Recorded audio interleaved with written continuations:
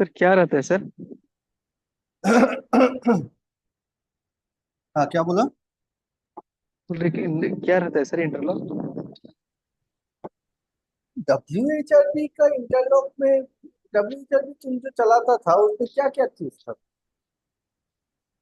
Sir हम उतना बढ़िया से भी नहीं चलाए सर, 1-2 महीना ही चलाए हैं। हाँ, सिर्फ तो हम टेम्परेचर। इक्विपमेंट क्या क्या था उसमें? सर ऑक्सिलरी क्या? वही। सर हम टेम्परेचर मेंटेन करते थे और हाँ, ड्रम लेवल मेंटेन करते थे। हाँ, टेम्परेचर वो सूड ब्लोइंग होता था तो लाइन चार्ज करते थे। हाँ। फिर हम कुछ वैसा किए नहीं सर, फिर इधर आ गए। देखो, डब्ल्यू एच आर पी में नंबर वन फर्नेस का तो कोई सीन है नहीं, है ना? फर्नेस है क्या? जी नहीं, सही सर। फर्नेस है नहीं। तो उसमें क्या होता है कि कहीं से पकड़ लो, मैं एक idea देता हूँ। ये पकड़ लो तुम्हारा गैस टरबाइन, ठीक है?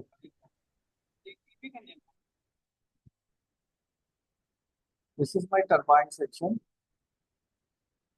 This is your alternator, this is your combustion chamber. तो ये जो गैस टरबाइन हुआ, यहाँ पे जब आग जलेगी, इससे जो फ्लू गैस निकलेगा, वो फ्लू गैस सबसे पहले यहाँ पे आके एक चिमनी दे दो, तो वो चिमनी से निकल सकता था।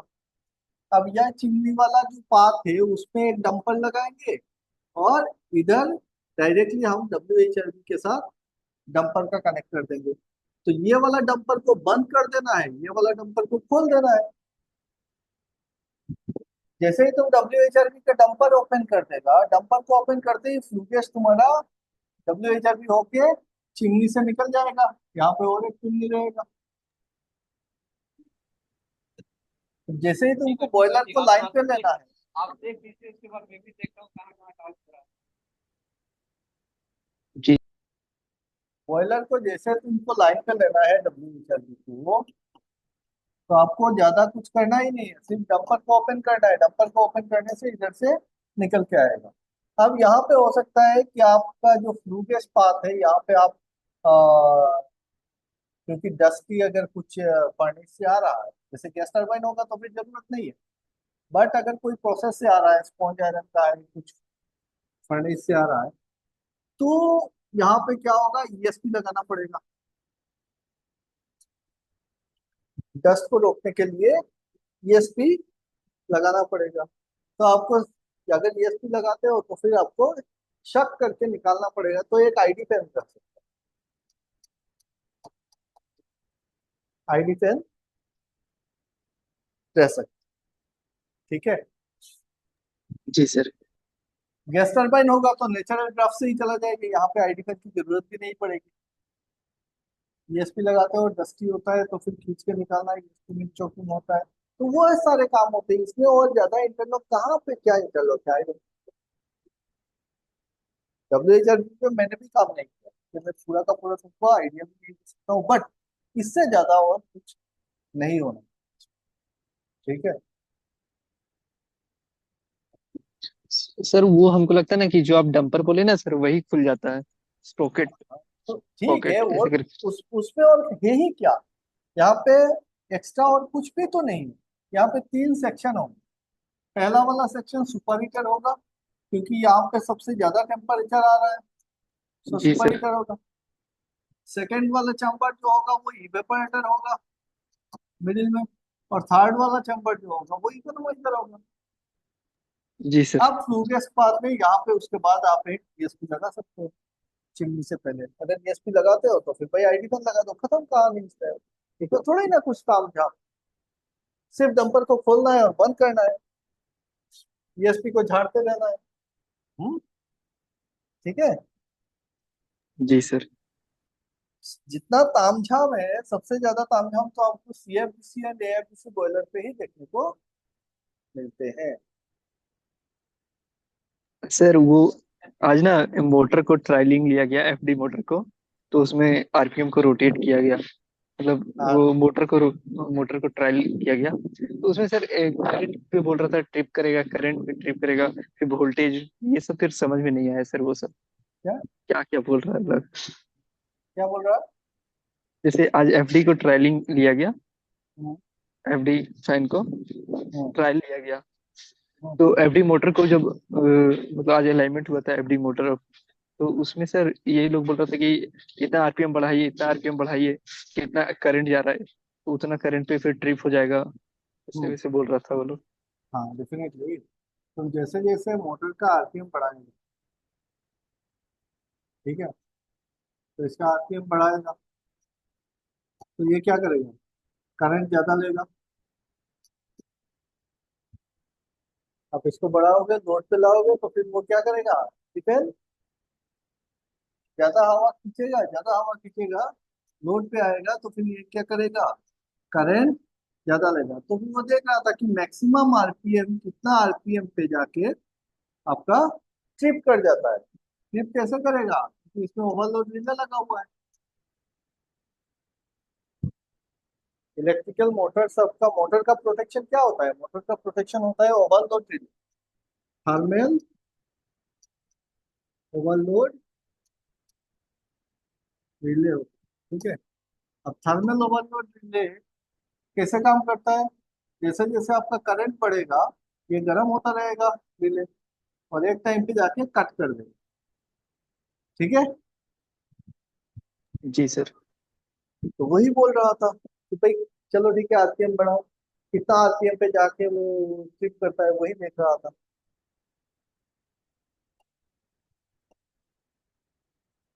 ठीक है, और कुछ? ठीक है सर। नहीं सर। सर कल कल हम क्लास नहीं कर पाए थे सर। कल वैसे भी ये हो गया था, पावर कट हो गया था, तो कल का क्लास नहीं हो गया।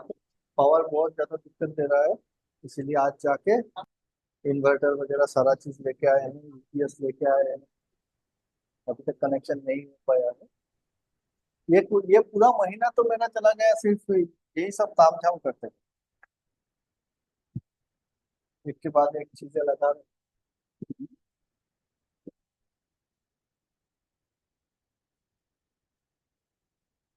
बहुत ज्यादा अभी, पहले नहीं होता था। अभी अच्छा कुछ सर। कुछ दिनों से बहुत ज्यादा पावर कट है। हाँ, बोलो। सर एक तो ना, मतलब जैसे एफडी लाइन है ना, एफडी लाइन, तो हम्म, एक लाइन है, उससे एक लाइन टाइपिंग किया गया है, जैसे एफडी का एक सक किया, फिर सक करने के बाद वो एक लाइन एपीएच में डाला, फिर एपीएच से फिर निकला, और फिर एफडी हेडर से एक लाइन गया है कंबसन और पीए, और एफडी का जो एक ठंडा लाइन है जिसको बाईपास लाइन, वो डायरेक्ट डाला है, हम्म, मतलब। हम्म। हाँ वो जो है ना सर, एपीएस से पहले से टाइपिंग किया है और एफडी हेडर में डाला है, मतलब वो ठंडा एयर। तो वो सर वो किस काम के लिए मतलब तुम बोल रहे हो यहाँ पे तुम्हारा हीटर है, है एपीएस? जी सर। एपीएच है, और लकड़ी का मिलता है, या जी हीटर सर। होके घूम के आया है घर पे, है ना? हाँ हाँ। वो तो ठीक है। फिर और बोल रहा है एक लाइन तुम एपीएच से पहले यहाँ से ले लिया, यहीं से पकड़ कर लेके फिर से हेडर में दिया। हाँ। हाँ, जी तो सर, जी सर, जी ये सर। ये एपीएच बाईपास लाइन हो गया। सिंपल सी बात है, एपीएच बाईपास लाइन हो गया, इसको लाइन पे लेना नहीं। अगर कभी तुम्हारा ईआरपी हीटर में प्रॉब्लम होता है, ईआरपी हीटर चोक हो गया है, ईआरपी हीटर से ये नहीं हो पा रहा, तो हम इस लाइन को सिर्फ डायरेक्ट हवा ले सकते हैं, ठंडा हवा चाहिए तो ले सकते सर तो ठंडा हवा लेंगे तो मेरा फर्नेस हैं। अरे को यार, ठंडा नहीं करेगा? वो किसी इमरजेंसी पर्पस के लिए रखा हुआ है, थोड़े ना रेगुलर तो नॉर्मल रनिंग पे इसको लाइन पे ले सकते हैं। हाँ, ठीक है, जी ये सर। लाइन दिया हुआ है हमारा, एक्स्ट्रा लाइन है बाईपास। इसको थोड़े ना तुम ड्यूरिंग रनिंग तुम इसको ऑन कर, पकड़ लो तुम्हारा यार हीटर किसी कारण से चोकिंग हो रहा है, उतना हवा नहीं पा रहा है, इस टाइप का कुछ प्रॉब्लम है, तो हम बाईपास से भी थोड़ा हवा लेके चला रहे हैं इमरजेंसी। जब तक आप शट डाउन नहीं देते हो, उसको साफ नहीं करते हो, तब तक चलेगा। ठीक है। जी सर। और बताओ। अभी बहुत सारा चीजें क्लियर हो चुका है ना? हाँ सर। बहुत हुआ है कि नहीं हुआ है? जी सर, जी सर। अपने बातचीत तो कर पाता होगा। हाँ सर, लेकिन कोई फंसा देता है वह। तो वो तो फंसेगा ना यार, तुम 2 दिन में कैसे पूरा ये कर मतलब जाएगा? वो डिमोटिवेट कर देता है वो लोग। नहीं, डिमोटिवेट क्यों होना है? ऐसा थोड़ी ना होता है कि हर एक चीज हर एक इंसान को पता है। अब तुमने उतना कॉन्फिडेंस अभी तक आया नहीं। जब तुम्हारा ये हर एक लाइन तुमको पता हो जाएगा, तो तुम भी को डिमोटिवेट कर पाएगा, है ना? तो हाँ पहले सर। तो हमको देख यहाँ पे जॉब जिम का 4 स्टेप जो मैं बताता हूँ ना, उस 4 स्टेप को समझना। पहला स्टेप होता है फोकसिंग ऑन फोकस।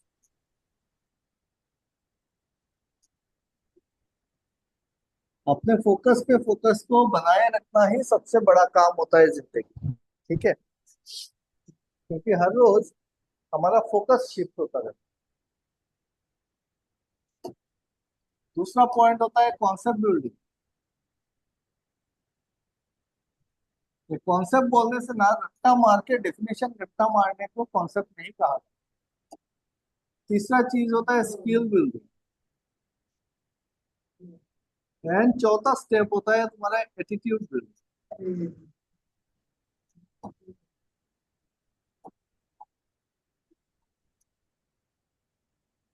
ये 4 स्टेप से एक जो इंजीनियरिंग स्टूडेंट है वो जाके प्रोफेशनल बनता है। अगर जिंदगी में कुछ बड़ा काम करना है तो अपने आप को जानना सबसे ज्यादा जरूरी चीजें हैं। एनीवेज, हम क्या कर रहे हैं अभी? हमने प्रोसेस पैरामीटर 4 प्रोसेस पैरामीटर के ऊपर डिस्कस कर लिया है बहुत अच्छे से। तो समझ में आया हमको टेम्परेचर क्या है, प्रेशर क्या है, फ्लो क्या है, लेवल क्या है ना? अभी हमने बॉयलर के बारे में जाना है। बॉयलर क्या होता है समझना, बात को मैं क्या बोलूं। बॉयलर क्या होता है, बॉयलर का काम क्या है? बॉयलर में लगने वाले जो चीजें हैं उसमें से सबसे इम्पोर्टेंट वाटर, पानी को हमने समझ लिया है। वाटर ट्रीटमेंट प्लांट हमने देखा है। दूसरा इम्पोर्टेंट चीज होता है कोयला, कोल। कोल क्या है वो हमको पता है अभी, है ना? किसी को नहीं पता है तो फिर बताना मेरे को। कोयला क्या है वो पता है, कोयला का एनालिसिस क्या करना है, कोयला में क्या क्या कंस्टिट्यूएंट्स रहता है वो सारी चीजें पता है। ये 2 रॉ मटेरियल जो होते हैं पावर प्लांट में, काफी इंपॉर्टेंट रॉ मटेरियल है। इनका पैरामीटर बहुत इंपॉर्टेंट है। तो ये पैरामीटर आपको याद रखना पड़ेगा अगर पावर प्लांट में काम करना। ठीक है? और तीसरा चीज होता है हमारा एयर, हवा। और हवा किससे कैसा होता है? हवा 2 टाइप का हवा हम लोग यूज कर रहे हैं। एक हम क्या यूज करते हैं, कॉम्प्रेस्ड एयर। और एक होता है हमारा ड्राफ्ट। एक होता है ड्राफ्ट, एक होता है कॉम्प्रेस्ड एयर, बस इतना सा। अभी उसके साथ हमने बॉयलर के उसी के हिसाब से हमने बॉयलर के सर्किट्स को ड्रॉ किया। 1 नंबर बॉयलर पे क्या हो रहा है कि बॉयलर पे आता है पानी। और जो पानी आके इन होता है वो पानी स्टीम बन के निकल जाता है। क्या बन के निकलता है? स्टीम बन के निकल जाता है। दूसरा चीज होता है, इसमें कोयला आता है। कोयला आता है तो क्या बन के निकलता है? वो एश बन के निकल जाता है, सॉरी। तीसरा चीज क्या आता है बॉयलर के अंदर? वो आता है हवा आता है, एयर आता है। एयर जो आता है वो कंबशन करा के वो फ्लू गैस बन के निकल जाता है। यही तो सर्किट है। पानी आ रहा होगा, पानी कैसे कैसे जाके स्टीम बन के निकल जा रहा है। कोयला आ रहा है तो कोयला कैसे ऐश बन रहा है और ऐश को कैसे निकाल रहे हैं। हवा आ रहा है तो वो फ्लू गैस बन के निकल रहा है। यही सारी चीजें है कि नहीं? बोलो। जी sir.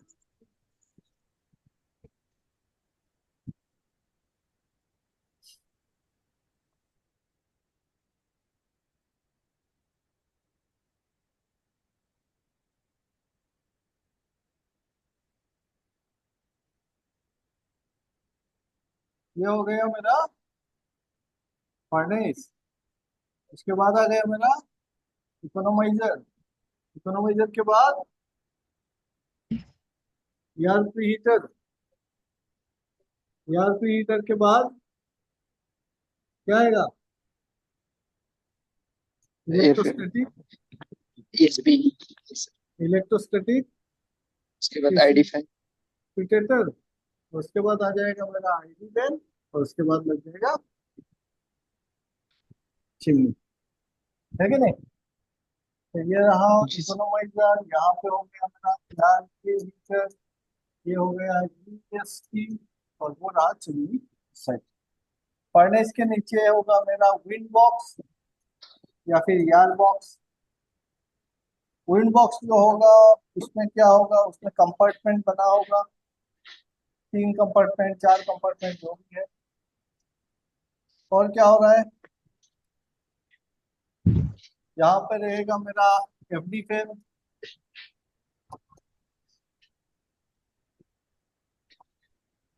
FD fan.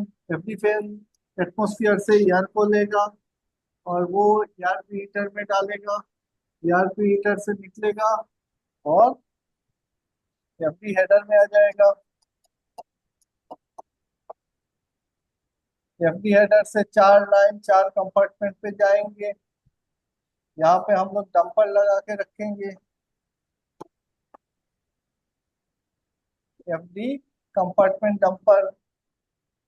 FDC1, FDC2, FDC3, FDC4 खोलेंगे तो हवा इसके अंदर जाएगा। यहाँ पे एयर नोजल रहेंगे।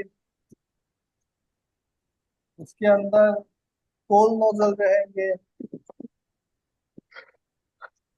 एक एक कंपार्टमेंट में 4 4 कोल नोजल होंगे। तो 4 कंपार्टमेंट में 16 कोल नोजल होंगे।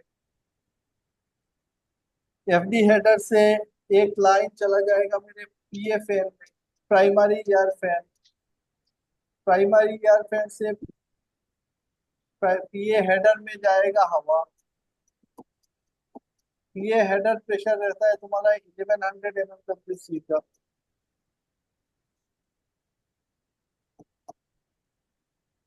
पीए हेडर से 4 कंपार्टमेंट है तो 4 लाइन निकलेगा और छोटा छोटा हेडर बनाएगा। इन हेडर से 4 4 लाइन निकलेंगे और ये जो कोल नोजल है वो कोल नोजल से कनेक्टेड होंगे। है कि नहीं? जी सर। ऊपर रहेगा मेरा बंकर। बंकर जिसमें कोयला जमा हुआ है। यहाँ से बंकर से आके वाई चुट रहेगा और पाइप से आएगा। यहाँ पे वाई चुट रहेगा, वाई चुट से आएगा तो कोल फीडर पे आएगा। कोल फीडर से ये लाइन आके पीए लाइन पे मिल जाएगा। ये जहाँ पे मिलता है यहाँ पे क्या बना रहता है, मिक्सिंग नोजल रहता है ना? जी sir. Mixing nozzle. Mixing nozzle क्या काम करता है कि यहाँ पे वैक्यूम क्रिएट कराता है ताकि कोयला जो है उसको लेके अंदर पहुंचा सके। ये पीए लाइन जो है वो आया ऊपर, वर्टिकल चला गया और सीधा नीचे ड्रेन लाइन बन के नीचे आ गया पीए ड्रेन लाइन। टोटल इस फर्नेस पे कितने ड्रेन लाइन होते हैं? 4 कंपार्टमेंट का अगर फर्नेस है, ड्रेन लाइन कितना होगा? How many number of drain lines you can get? 4। 4 कैसे है? 4 4 कैसे ड्रेन लाइन होगा? सर, एक कंपार्टमेंट का एक एक कंपार्टमेंट में एक ड्रेन लाइन होता है। एक कंपार्टमेंट बेड। में कोल नोजल कितना होता है? सर 5 है यहाँ पे, 5। एक कंपार्टमेंट में कोल नोजल कितना है? सर 5। 5 कोल अच्छा। नोजल है तो फिर 5 ड्रेन लाइन निकलेगा। हम्म? 5 कोल नोजल है तो कोल नोजल है तो फिर वो सीधा वर्टिकली नीचे जाएगा, वही तो ड्रेन लाइन बनेगा उसका। हाँ सर। ये अगर तुम्हारा नोजल है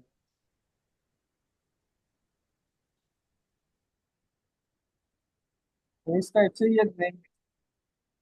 तो कोयला जो है वो ऐसे आएगा, ऊपर से फर्नेस के अंदर इस तरीके से जाएगा।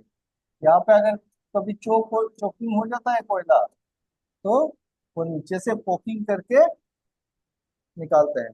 ठीक है, इसी को बोला जाता है कोल ड्रेन पीए ड्रेन लाइन। तो अगर एक कंपार्टमेंट में 5 कोल नोजल है, देखना 5 है कि 4 है। ठीक है, देखा है अंदर जाके। हाँ सर, हाँ ये 5 है सर, लेकिन वो बेड बेड जो कॉइल का जो ड्रेन हमको वो लगा, वो एक है, एक अपार्टमेंट का एक। तो 5 अगर कोल नोजल है तो फिर 5 ड्रेन लाइन निकलेगा, और एक कंपार्टमेंट में दो दो बेड ड्रेन लाइन रहेंगे, इस साइड में एक, उस साइड में। तो टोटल अगर 4 कंपार्टमेंट में है तो 8 बेड ड्रेन लाइन हो,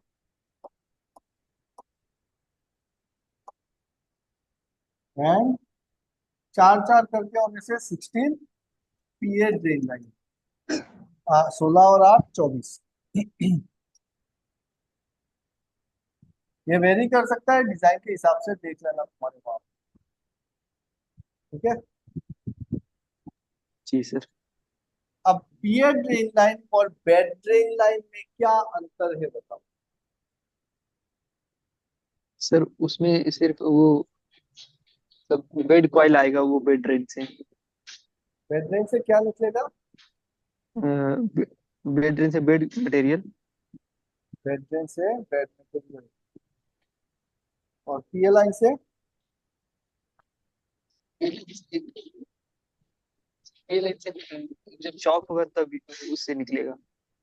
पीए लाइन चौक हुआ है कि नहीं हुआ है कैसे पता चले? फिर वहां हाथ रख के देखेंगे। अच्छा, अच्छा। क्या मिलेगा हाथ रखने से? वहां चेक करेंगे। सकता, वैक्यूम मिलेगा, है ना। यहाँ पे कुछ पत्ता वगैरह देखे देगा तो उसको अंदर तरफ खींचना चाहिए, है ना। जी सर। यहाँ पे रहता है मिक्सिंग नोजल।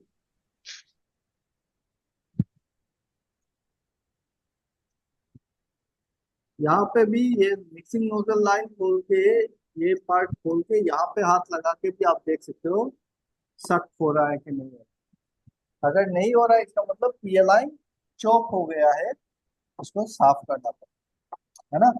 अब पीए लाइन चौक होने का दो जगह है, या तो वो हॉरिजॉन्टल लाइन चौक हो सकता है, या फिर वर्टिकल लाइन चौक हो सकता है। अगर सर ये हॉरिजॉन्टल, मिक्सिंग हाँ सर ये बोलो। मिक्सिंग नोजल काम कैसे करता है सर? मिक्सिंग नोजल कैसे काम? मिक्सिंग नोजल, ये पकड़ लो थोड़ा मिक्सिंग।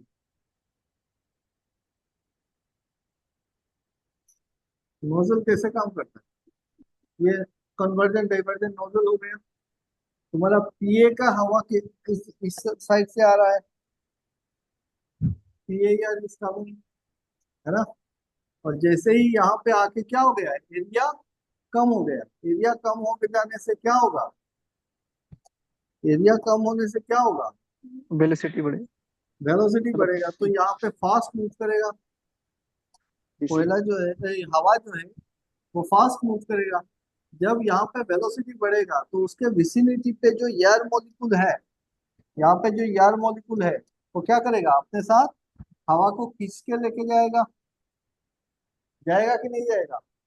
शक कर लेगा। तो इसी जगह पे तुमने क्या किया है, अपना कोल फीडर का जो पाइपलाइन है वो लगा के रखा है। तो इस पाइपलाइन पे जितना भी एयर मॉलिक्यूल है, उसको वो शक कर रहा है, मतलब यहाँ पे वैक्यूम क्रिएट कर रहा है। अब क्या होगा, कोयला जैसे ही आएगा वो कोयला को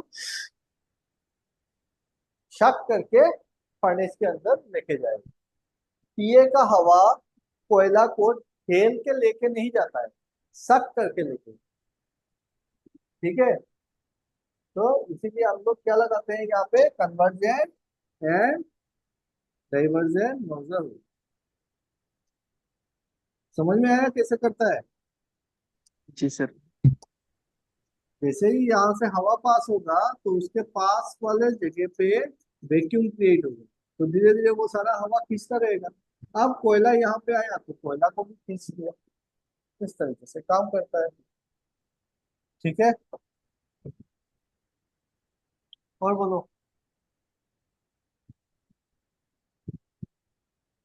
सर ईएसपी बता दीजिए, ईएसपी सर, ईएसपी में क्या होता है? ईएसपी में प्लेट्स रहते हैं, दो प्लेट रहेगा, एक होगा कैथोड और एक होगा आपका एनोड। एक में हम लोग सप्लाई करेंगे प्लस वोल्टेज, एक में सप्लाई करेंगे माइनस वोल्टेज। यहाँ पे high voltage DC current pass हो, प्लस। अब जब दो प्लेट, एक में पॉजिटिव है एक में निगेटिव है, और उसके बीच में जैसे ही हमारा एश मॉलिक्यूल आता है, एश आने से क्या होगा, एश टूट के आयोनाइज हो जाएगा। तो वो आयन बनेगा पॉजिटिव निगेटिव, और वो एश हमारे प्लेट में जाके लग जाएगा।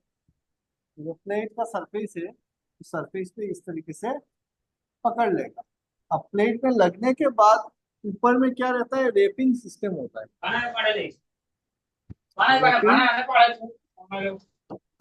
तुम प्लांट में है क्या? नहीं यार, बुजुर्ग का नहीं बात सर। है। तो यहाँ पे ऊपर होता है रेपिंग सिस्टम। रेपिंग मतलब ठोकना। तो वो ऑटोमेटिकली एक के बाद एक के बाद एक प्लेट पे हैमरिंग करता रहता है, तो एश जो जमा होता है वो नीचे आ जाता है। अब एश जब नीचे आ जाता है पकड़ लो, यहाँ पे मैं ईएसपी बनाता हूँ।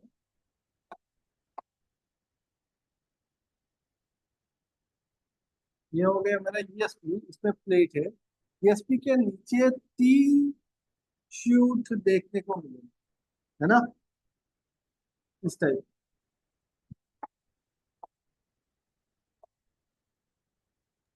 जी सर। तीन शूट है ना। जी सर। इस टाइप। तो जो भी एश पार्टिकल होगा, यहाँ से हैमरिंग जब करेगा वो आके इस शूट में जमा होगा, है ना। और नीचे क्या लगा है, यहाँ पे क्या लगा है बताओ। सर यहाँ पे एक भेसल लगता है सर। हाँ। और तो क्या, इस वेसल के अंदर जो वाल्व होता है, उस वाल्व को क्या वाल्व डोम बोलते डोम बल्ब। हैं? डोम का मतलब क्या है? ये यहाँ पे लगता है डोम शेप वाल्व, है ना, इस टाइप, ऐसा। अब डोम वाल्व के चारों तरफ क्या होता है, भेसल होता है मैकेनिकल, सर। मैकेनिकल सील लगता है रबर का, नियोप्रिन का, इस टाइप से सील लगा होता है, ठीक है। अब क्या होगा, डोम वाल्व खुलेगा, डोम वाल्व खोलने से ही क्या होगा, यहाँ से एश जो है वो आके वेसल में आके जमा होगा, है ना। उसके बाद डोम वाल्व बंद हो जाएगा। बंद होने के बाद हम लोग एयर प्रेशर से ये जो यहाँ पे सील है, उस सेल सील को फ्लैट कराएंगे। फ्लैट कराने से ये एयर टाइट हो जाएगा ऊपर से, और एश नहीं आएगा, नीचे से हवा का प्रेशर ऊपर तरफ नहीं जाएगा।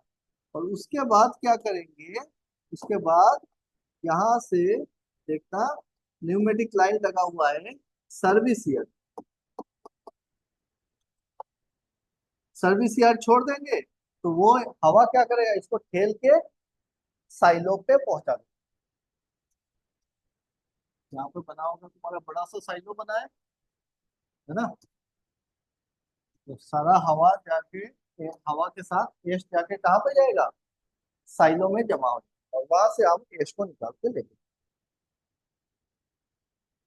ठीक। जी सर। तो एश हैंडलिंग सिस्टम पे यहाँ पे देखना, आपको क्या क्या चीजें देखना पड़ता है यहाँ पे। ये सील प्रेशर बिल्ड अप हो रहा है कि नहीं हो रहा है, वो देखना पड़ता है। फिर पार्जिंग प्रेशर देखना पड़ता है। पार्जिंग प्रेशर मतलब जो प्रेशर इसको ठेल के लेके जाता है। बैक प्रेशर कितना चला जाता है, वो सारी बातें जानते हैं। ठीक है।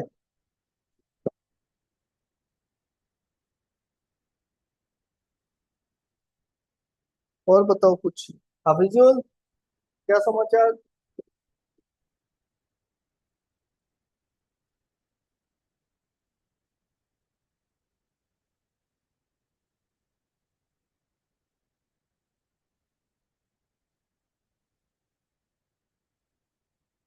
बोलो अमर जी, और कुछ बोलना है तो बोलो।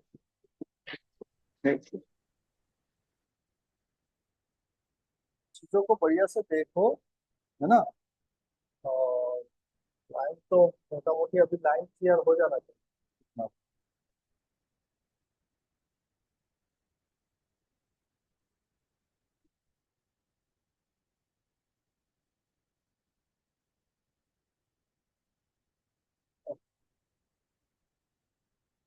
जो कोल आता है, कोल का साइज क्या रहता है?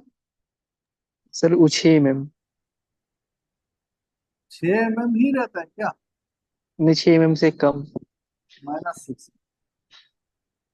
माइनस। ठीक से। कोल का साइज होता है -6 mm। ठीक है। बेड मटेरियल का साइज क्या रखते हो? सर वो 1 mm। जी। 1-2 mm।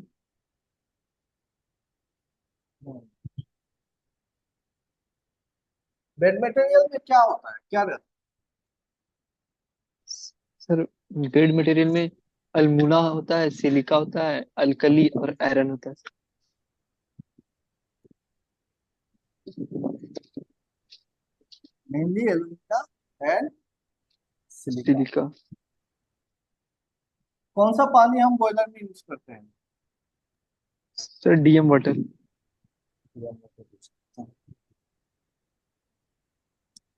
बॉयलर के स्टीम लाइन पे कितने सेफ्टी वाल्व लगाया हुआ एक। है?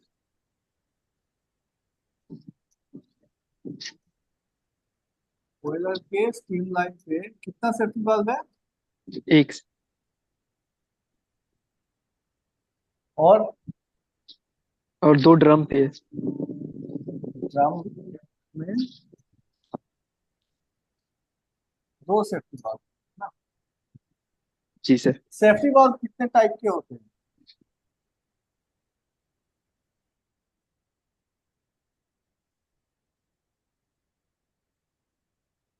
सर सेफ्टी एक ही वाल्व जानते सर। स्प्रिंग किस type? Loaded safety valve। 2 type के सेफ्टी वाल्व होते हैं। एक होता है डेड वेट का,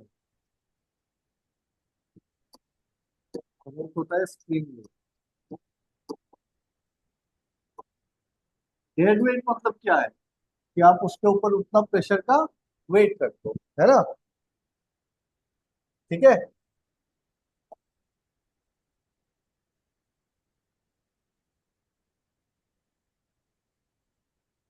फ्यूल का, कोयला का जो कैलोरीफिक वैल्यू है वो किसमें नापा जाता है? सर कैलोरिक वैल्यू क्या होता है सर, यही नहीं समझता। ये समझ में नहीं आता। कैलोरिक। Sir CV. कोल के बारे में हम लोग नहीं पढ़े हैं, सर। नहीं पढ़ा? नहीं सर। क्या बात करता है, कितना बार मैं कवर कर चुका हूं। देखो, ठीक है, फ्यूल के ऊपर थोड़ा सा बात करता हूँ। कोई भी फ्यूल, कोई भी चीज, सब्सटेंस, उसको हम फ्यूल बोले कि ना बोले, ये एक अच्छा फ्यूल है कि नहीं है, वो क्या चीज पे डिपेंड करता है? हाँ, तो मतलब इकोनॉमी के लिए। हाँ, और पहला चीज हमको क्या देखना है? हम लोग देखते हैं कि इसका कैलोरीफिक वैल्यू कितना है। हाँ, कैलोरीफिक वैल्यू का मतलब क्या है? कैलोरीफिक वैल्यू मतलब 1 kg में जो बार्न होता है। हम्म। पढ़ने में से क्या होता ठीक है, जो मास प्रोड्यूस करता है इसे। है? मास प्रोड्यूस करता है क्या बाइंड करके? सब बार्न होकर सर एनर्जी प्रोड्यूस करता है इसे। ठीक है। हम्म। हीट प्रोड्यूस करता है। हाँ। तो एक 1 यूनिट फ्यूल को बर्न करने से, 1 यूनिट फ्यूल को जलाने से कितना हीट प्रोड्यूस होता है, वही होता है मेरा calorific calorific value. Value. Value calorific value का यूनिट क्या होगा? जूल। जूल होगा सर। जूल पर जूल पर केजी, केजी। केजी। या फिर किलो कैलोरी पर केजी, या फिर कैलोरी पर ग्राम। हाँ, कुछ भी हो सकता है। अच्छा। मतलब heat by weight.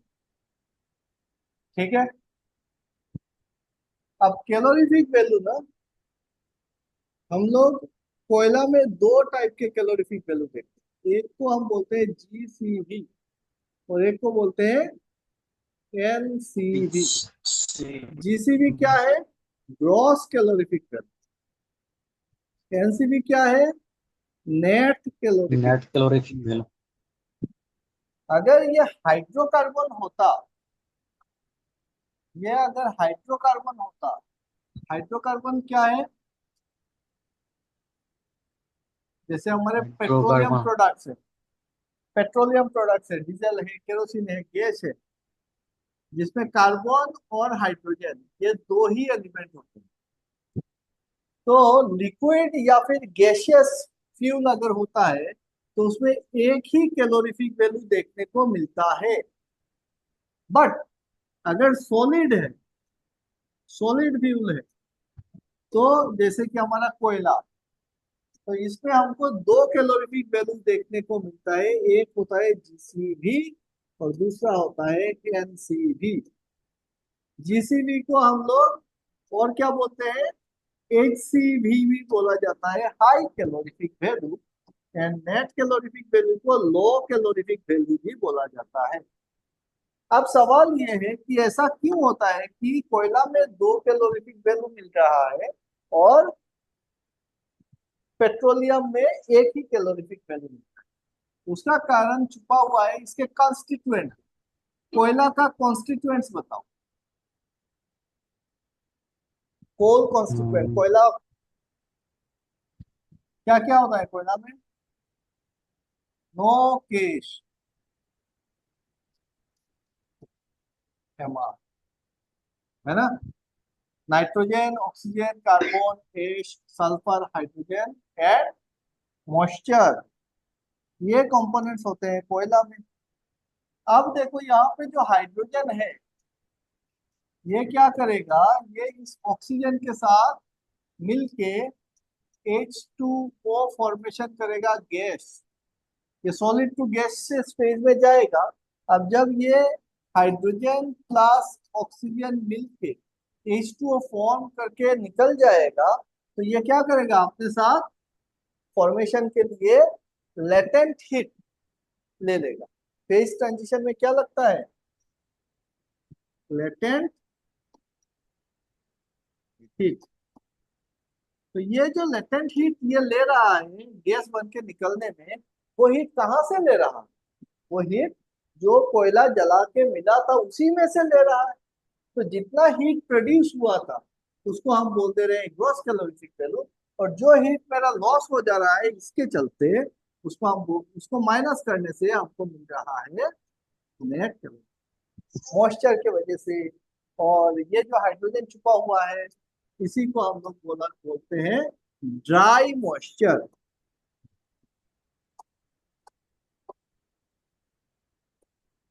Dry moisture. ठीक, अभी क्लियर हुआ? जी सर। कोल का एनालिसिस दो टाइप से हम करते हैं। एक को हम लोग बोलते हैं अल्टीमेट एनालिसिस, हाँ। एक को हम बोलते हैं प्रोक्सीमेट एनालिसिस। अल्टीमेट एनालिसिस में आपको हर एक कॉन्स्टिट्यूएंट का परसेंटेज मिलता है। जैसे नाइट्रोजन कितना परसेंट है, ऑक्सीजन कितना परसेंट है, कार्बन कितना परसेंट है, सल्फर कितना परसेंट है, हाइड्रोजन कितना परसेंट है, एश कितना परसेंट है, मॉइस्चर कितना परसेंट है, इसका जीसीवी क्या है, एनसीवी क्या है, तो सारा पता चलता है। प्रोक्सीमेट एनालिसिस में हमको सिर्फ मिलता है कार्बन का परसेंटेज पता चलता है, फिक्स्ड कार्बन कितना है, और percentage of volatile matter VM कितना है। ये जो नाइट्रोजन, ऑक्सीजन, सल्फर, हाइड्रोजन मिलके जो है वो एक ही जगह पे हम लोग वॉलेटाइल मैटर के रूप में हमको मिलता है proximate analysis, A to Z मिलता है ultimate analysis. Are you getting my point? जी सर। कैलोरीफिक वैल्यू को मेजर करने के लिए हम लोग जिस ऑपरेटर्स को यूज करते हैं उसे कहते हैं हम लोग बॉम कैलोरीमीटर। Bomb calorimeter. इसमें क्या होता है, इसमें कुछ एक छोटा सा डिवाइस रहेगा, ऑक्सीजन का सप्लाई रहेगा, और इसके अंदर हम लोग अपना कोयला का छोटा सा सैंपल रखेंगे, और इसके चारों तरफ रहेगा पानी। पानी रहेगा। अब हम क्या करेंगे, पानी का टेम्परेचर नोट डाउन कर लेंगे पहले, कोयला को जलाने से पहले, और फिर इस कोयला को प्रेजेंस ऑफ ऑक्सीजन जलाएंगे। जलाने से जितना हीट प्रोड्यूस होगा वो उसका क्या है, ग्रॉस कैलोरीफिक वैल्यू। क्योंकि ये क्लोज वेसल है, यहाँ से उड़ के तो H2O निकला नहीं है, तो फिर ये सीधी मिल जाएगी। इसे कहते हैं बॉम कैलोरी मीटर। ठीक है, समझ में आ रहा है कुछ? जी सर। चलो मेरे को बताओ, फर्स्ट लॉ ऑफ थर्मोडायनामिक क्या है?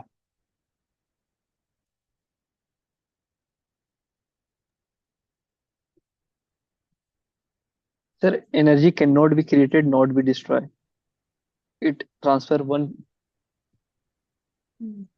substance to another substance। One substance, one form to another. One form to another form. तो energy can neither be created nor destroyed। ये है first law of thermodynamics. What is zeroth law of thermodynamics? Sir, अगर A मेरा B के बराबर है और B मेरा सी के बराबर है तो ए और सी दोनों इक्वल होगा। क्या चीज बराबर? ए का शेप बी के शेप के बराबर है क्या? साइज बराबर है क्या? बराबर? मतलब ए में जितना एनर्जी है वो पता नहीं सर। एनर्जी होगा क्या बराबर? सर, हीट नहीं, उतना क्लियरली नहीं पता है सर ये चीज। टेम्परेचर। अगर ए का टेम्परेचर और सी का टेम्परेचर सेम है, if not temperature but thermal equilibrium हम बोल सकते हैं। If A is in thermal equilibrium with the body C and B is in thermal equilibrium body C, then both A and B will be in thermal equilibrium. Can you tell me what is thermal equilibrium?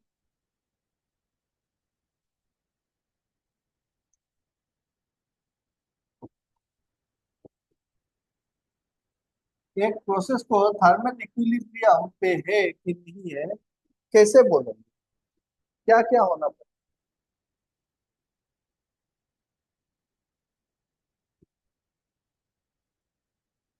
Thermal equilibrium क्या चीज?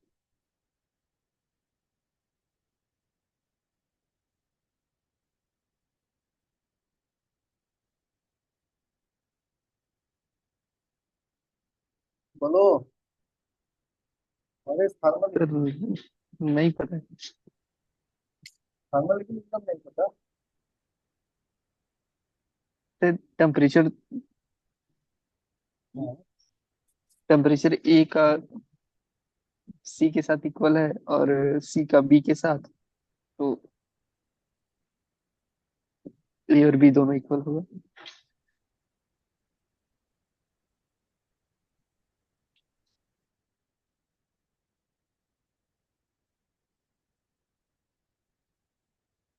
Thermal equilibrium, equilibrium का मतलब क्या होता है? Sir, equilibrium मतलब, sir इन दोनों मतलब इक्वल। थर्मल इक्विलिब्रियम का मतलब होता है कि सेम टेम्परेचर, सेम टेम्परेचर। ठीक है। थर्मोडायनामिक इक्विलिब्रियम का मतलब क्या है?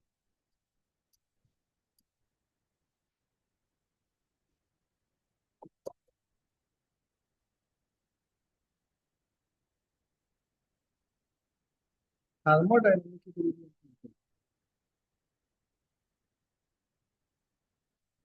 थर्मोडायनामिक इक्विलिब्रियम मतलब pressure equilibrium plus thermal equilibrium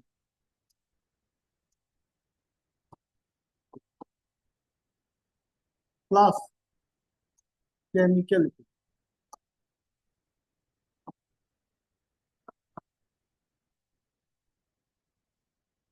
अगर प्रेशर इक्विलिब्रियम है, टेम्परेचर का इक्विलिब्रियम है और साथ ही साथ क्या है, केमिकल इक्विलिब्रियम है, तो मैं उस प्रोसेस को क्या बोलूंगा, हार्मल थर्मोडायनामिक इक्विलिब्रियम बोलूंगा।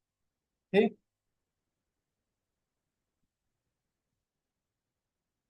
प्रेशर इक्विलिब्रियम मतलब मैकेनिकल इक्विलिब्रियम, कि वो मैकेनिकली बैलेंस है। टेम्परेचर इक्विलिब्रियम मतलब थर्मल इक्विलिब्रियम, उसमें टेम्परेचर का ट्रांसफर नहीं हो रहा है, कांस्टेंट है। केमिकल इक्विलिब्रियम मतलब उसपे स्पॉन्टेनियस प्रोसेस जो चल रहा है वो इक्विलिब्रियम स्टेट पे, इक्विलिब्रियम स्टेट पे। क्लियर। अगर तीनों इक्विलिब्रियम होता है तब जाके वो thermodynamic equilibrium. Am I clear? बोलो। सर मतलब हाँ, कोई भी बॉडी में उसमें प्रेशर भी मतलब बॉडी इक्वल होना नहीं, चाहिए। थर्मोडायनामिक बोल रहे हैं तो एक प्रोसेस का बात करो, कोई भी एक प्रोसेस ले लो। अब देखो, प्रेशर इक्विलिब्रियम नहीं रहेगा तो वो मैकेनिकली बैलेंस नहीं होगा, है ना। प्रेशर इक्विलिब्रियम मतलब क्या है, मैकेनिकली, प्रेशर इक्विलिब्रियम मतलब मैकेनिकली बैलेंस।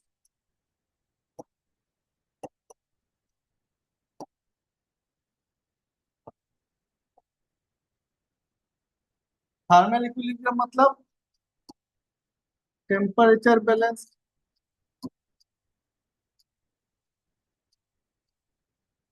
केमिकल इक्विलिब्रियम मतलब केमिकली बैलेंस। ओके।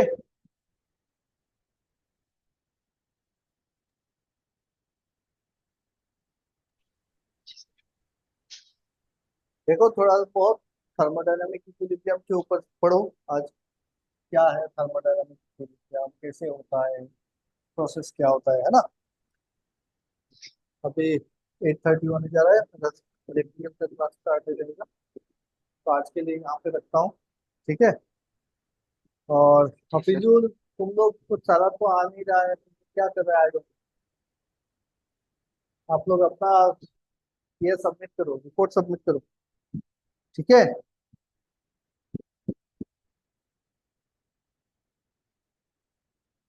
समझ में आ रहा है मैं क्या बोल-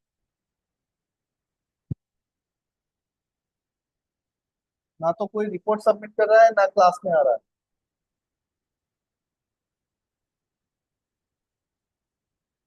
चलो, आज के लिए यहाँ पे। सर हाँ, बोलो। जैसे ये जो क्लास कर रहे हैं सर, इससे हम एनटीपीसी का भी एग्जाम दे सकते हैं ना सर, वो जो आता है पावर प्लांट। कोई भी एग्जाम दे दो, हम जो पढ़ा रहे हैं उससे बाद में क्या आ जाएगा, तुम्हारा 50% तो 50 नहीं 60% कवर हो जाएगा किसी भी एग्जाम पे जाओ। आप लोग जितना एग्जाम दोगे ना, एनटीपीसी का बोलो, आपका कोई भी पीएसयू का बोलो, गवर्नमेंट का बोलो, तो उसका टेक्निकल का, मैकेनिकल का 60% ये जो ट्रेनिंग है उसी में से कॉमन आ जाएगी, अगर आप बढ़िया से समझ सकते हो थर्मोडायनेमिक्स। ओके। जी सर। चलो, bye bye, good night. Good night sir. Next Monday मिलेंगे।